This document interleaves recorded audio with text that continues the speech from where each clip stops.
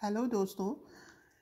Corona बीमारी के कारण अपने सिलेबस में भी ये जो टॉपिक है ऐड कर दिया गया है। Endemic, epidemic and pandemic diseases जो हैं इनके बारे में बताना है।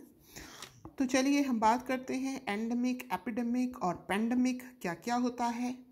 तो एंडेमिक एंडेमिक इस बीमारी का जो प्रकोप है वो एक विशेष क्षेत्र में लगातार मौजूद रहता है। तो जो एंडेमिक है वो एक क्षेत्र में, मतलब कोई बीमारी है उसका एंड हो गया, एंड होकर वो ख़त्म नहीं हुई, वो किसी एक स्पेसिफाइड एरिया में रह गई।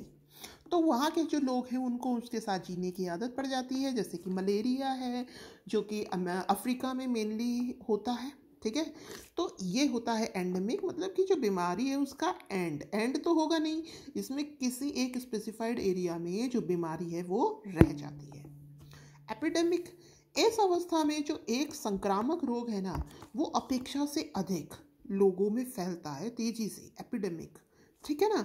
तो जैसे कि प्लेग था, हेजा बीच में फैला था ना प्लेग, तो इसमें क्या होता है ना तेजी से फैलता है। ये जो बीमारी है ये तेजी से फैलती है, ये भी किसी निश्चित थोड़े बड़े भूभाग में फैलती है।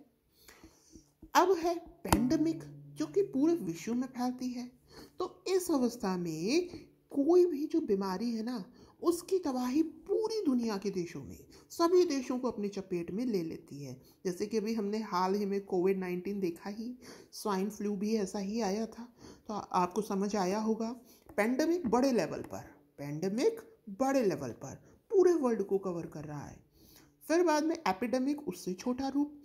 एपिडेमिक क्या है? ये बहुत तेजी से फैल रहा है, बहुत तेजी से फैल रहा है, लेकिन पूरे वर्ल्ड को कवर, मतलब देश को कर लिया, ठीक है, उसके आधे रीजन को ऐसे कर कर, तो ये हो गया आपका एपिडेमिक।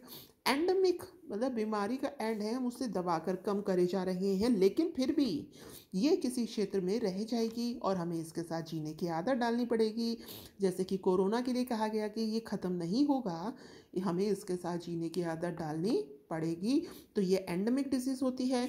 इसमें क्या होता है, इसमें जो प्रकोप है एक विशेष क्षेत्र में लगातार मौजूद रहता है। इसका एग्जाम्पल है मलेरिया। तो आपको इन तीनों में अंतर समझ में आया होगा। Thank you, have a nice day.